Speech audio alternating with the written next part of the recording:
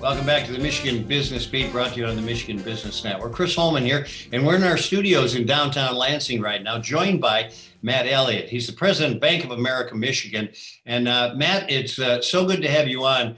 When people during COVID-19 were dealing with, their general banking duties and also catching up on a lot of things, as well as dealing with COVID-19, you guys were in the process of making a $1.25 billion commitment to advance racial equality and economic opportunity.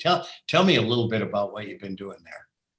Happy to do it, Chris, and thanks for having me on. I appreciate it.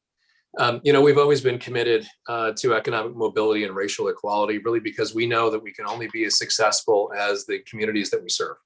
But as the conversation around race last year got much more deep and meaningful, we knew that we could do more. And so what we did is we initially committed $1 billion over 4 years, but now we've increased that to a fifth. So it's $1.25 billion to drive economic mobility, mainly in communities of color. We're focused on health. We're focused on job reskilling and upskilling. We're focused on affordable housing and small business.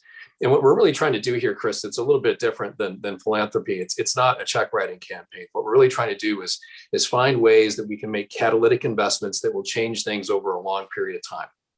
And we've been thinking about it a little bit differently. It's been a lot of fun, and we've made a lot of progress that I'm really proud of here in the state of Michigan. Well, you should be. The bank has made some pretty deep investments in urban areas. For example, the investment in minority-owned banks. Talk about how that's working in Detroit, if you would. I'd be happy to. So as part of this $1.25 billion, we've made several commitments and investments, not only in minority depository institutions, but also in startup and venture funds that are focused on firms and that are started up and owned by minorities. So as it relates to the investment in minority-owned depository institutions, really First Independence was one of the first ones we approached. So First Independence is one of the largest Black-owned banks in the country, and it's headquartered right here in Detroit. In fact, their CFO lives 2 doors down from me, as it turns out. And one of the great things about this kind of catalytic investment is that we make an equity investment, and we also pair that up with a large deposit. And what that does is it expands the capital base of the bank, which is largely focused on the minority community. And so what that does is help the organization further its mission. And then from there, what we try to do is create opportunities to work together. So for example, we invite those organizations into the deals that we syndicate, for example. And so those are some of the things that we're doing to help expand their mission, which we think expands ours as well. So it's a win-win for both organizations. Well, it gets money in some needed areas too, which is really important. Now, you guys believe pretty strongly in the work of nonprofits. This is an area that gets ignored a lot, but it is an incredibly viable part of our economic cycle. Tell me a little bit more about how Bank of America is working with local nonprofits. Nonprofits really help fill gaps that for-profit organizations don't necessarily fill, or help people get onto the economic playing field, so to speak. So we focus on economic mobility, largely around jobs and education and upskilling. We also focus on critical needs, to help people really start to get ready to go to work. And then we also focus on arts and culture, because we want to make Michigan and Detroit a great place to live, because placemaking is such a big part of it. So we've committed about $30 million in philanthropy here in Michigan over the last 3 years. And frankly, that number is going to increase over the next few. So we're really excited about going to work and working with our nonprofit partners. Well, and as a kid who grew up in the Detroit area, trust me, that was the most vibrant city on the planet at one time. And it's nice to see it coming back there. Thanks for those efforts, as a matter of fact. Now, tell me a little bit about concerns and what you're most maybe optimistic about in our economic recovery.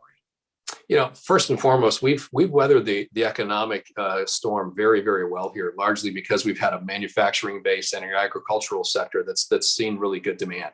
And that's a great thing. Longer term, the two things that really concern us and concern me, frankly, are number one, the state of our education system in the state of Michigan.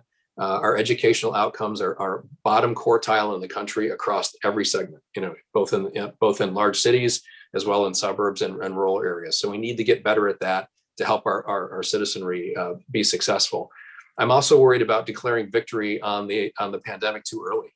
The governor has set forth a plan that's data-driven that helps us get back to normal based on vaccination rates.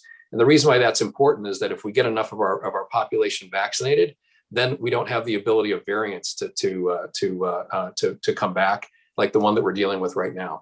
So as long as we stay focused on the health crisis and we stay focused on education, I think long term we'll succeed.